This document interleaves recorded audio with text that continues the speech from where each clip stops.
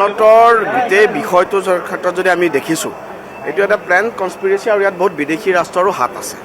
আৰু আমি দেখিছোঁ যে 2004 চনৰ পৰা 2014 চনলৈকে যেতিয়া মনমোহন সিং চৰকাৰ আছিল, সেই সময়ত বহু সোপাঢিলা তেওঁলোকে সিদ্ধান্ত লৈছিল বা বহুত তেওঁলোকৰ শিথিলতাৰ বাবে জাল নোটে ভয়াৱহ চক্ৰান্ত বিচাৰ কৰিছিল। কিন্তু পৰৱৰ্তী পৰ্যায়ত ডিলিমিটেশ্যন বা আমাৰ ডিমনিটাইজেশ্যন বা এনেকুৱা বিভিন্ন প্ৰচেষ্টাৰ জৰিয়তে আমাৰ চৰকাৰে এই জাল নোটৰ ওপৰত যথেষ্ট পৰিমাণে নিয়ন্ত্ৰণ আনিবলৈ সক্ষম হৈছে। কিন্তু মই ভাবোঁ বিদেশী ৰাষ্ট্ৰৰ ভাৰতৰ বিপক্ষে যি তেওঁলোকে এটা ছদ্মবেশী যুদ্ধ চলাইছে, প্ৰক্সি ৱাৰ, এই প্ৰক্সি ৱাৰৰে এটা অংশ এই জাল নোট বহু সময়ত। গতিকে এইটো এটা বিক্ষিপ্ত ঘটনা নহয়।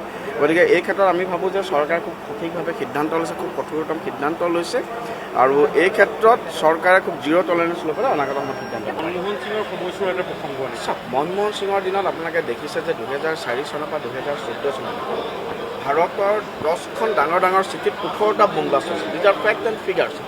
10খন চিটিত 18টা বোম ব্লাষ্ট হৈছিল। আৰু মই কোৱা নাই যে তেওঁলোকে এইটো ক্ষেত্ৰত মানে, কিন্তু তেওঁলোকৰ আটাইতকৈ ডাঙৰ শিথিলতা আছে।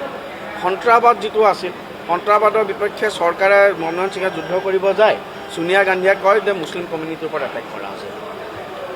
বাটলা হাউচ এনকাউণ্টাৰ হৈছে, এইবোৰ চব ফিগাৰ আছে। বাটলা হাউচ এনকাউণ্টাৰ হৈছে, তাৰ লগে লগে কৈছে কি আমাৰ কংগ্ৰেছৰ মুছলিম লিডাৰসকলে হৈছে আৰম্ভ কৰিছে। 2004 চনৰ পৰা 2014 চনলৈকে ভাৰতৰ অৰ্থনীতি, ভাৰতৰ প্ৰতিৰক্ষা, ভাৰতৰ সুৰক্ষা তথা ড্ৰাগছ ইত্যাদিৰ জৰিয়তে ভাৰতবৰ্ষখন অস্থিৰ কৰি তুলিবৰ কাৰণে পাকিস্তানৰ নেতৃত্বত এটা ইণ্টাৰনেশ্যনেল কনস্পিৰেচি হৈছিল, তাত কোনো নুই নাই।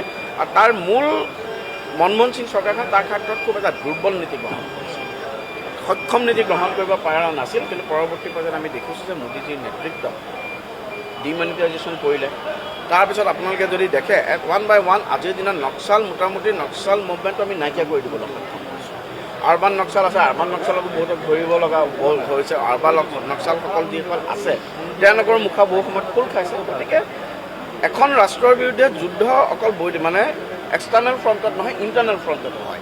গতিকে এইবোৰ ISI বা অন্যান্য বিদেশী ৰাষ্ট্ৰৰ সহযোগত, কিছুমান শত্ৰু ৰাষ্ট্ৰৰ সহযোগত চলা কিছুমান কনস্পিৰেচি। ইয়াত ভাৰতৰো বহুত সমাজ বিৰোধী শক্তি সকলো সময়তে সক্ৰিয় অংশগ্ৰহণ আছে। ৰিলিজিয়াছলিও কিছুমানে এইটো ক্ষেত্ৰত কাম কৰিবলৈ চেষ্টা কৰে। গতিকে মই ভাবোঁ যে আমাৰ চৰকাৰে এই ক্ষেত্ৰত কঠোৰতম ব্যৱস্থা লৈছে আৰু আমি এই ক্ষেত্ৰত নিয়ন্ত্ৰণ কৰিব।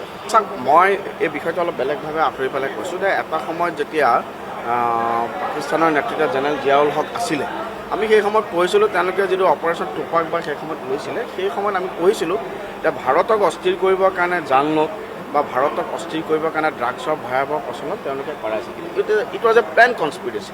কিন্তু তাৰ লগে লগে আমাৰ বহু সমাজ বিৰোধী চক্ৰ ইয়াত জড়িত হৈ গৈছে। বহু সন্দেহযুক্ত যি আমি বিদেশী অনুপ্ৰৱেশকাৰী বাংলাদেশৰ পৰা আহিছিলে, সেইসকলৰ এটা চিণ্ডিকেট হিচাপে এইটো এটা চলাই আছে। আমি যদি চাওঁ, নকল সোণৰ ক্ষেত্ৰত চাওঁ, ড্ৰাগছৰ ক্ষেত্ৰত চাওঁ, জাল নোটৰ ক্ষেত্ৰত চাওঁ, বহু সময়ত আমি দেখিছিলোঁ যে নক্সাল যিটো আন্দোলন আছিল, এই নক্সাল আন্দোলনতো তেওঁলোকে বহু সময়ত তেওঁলোকৰ ৱেপনছ হিচাপে জাল নোটক ব্যৱহাৰ কৰিছিল। গতিকে it is a war against the nation. Bharat ৰাষ্ট্ৰৰ বিপক্ষে এইটো এটা যুদ্ধ আৰু এই যুদ্ধৰ বিপক্ষে কিন্তু আপোনালোকে দেখিছে আমাৰ চৰকাৰে ড্ৰাগছৰ ক্ষেত্ৰত হওক, আমাৰ চৰকাৰে জাল নোটৰ ক্ষেত্ৰত হওক, নকল সোণৰ ক্ষেত্ৰত হওক, সকলো ক্ষেত্ৰতে খুব শূন্য সহনশীলতাৰে খুব কঠোৰতম ব্যৱস্থা গ্ৰহণ কৰিছে। মই ৰাইজক এটা আহ্বান জনাম যে মোৰ যিটো সমষ্টি নিউ গুৱাহাটী, মই তাতো এনেকুৱা কিছুমান ড্ৰাগছৰ ভয়াৱহ সমস্যা দেখিছোঁ, যুৱ প্ৰজন্মক পংগু কৰি তুলিছে। আকৌ নিউ গুৱাহাটী বুলি নহয়, চবতে। গতিকে চৰকাৰ প্ৰশাসনে যিমানখিনি কৰে নিশ্চিতভাৱে কৰিব আৰু যিখিনি কৰিব লগা আছে নিশ্চিতভাৱে কৰিব। কিন্তু এই ক্ষেত্ৰত এটা সামাজিক দায়বদ্ধতা, এটা সামাজিক সচেতনতা, মই ভাবোঁ মিডিয়াৰ পৰা আৰম্ভ কৰি আমি সকলোৱে যদি আমি এটা ৱাৰ ফুটিঙত আমি চলাওঁ, আমি এই ক্ষেত্ৰত নিশ্চিতভাৱে ব্যৱস্থা ল'ব।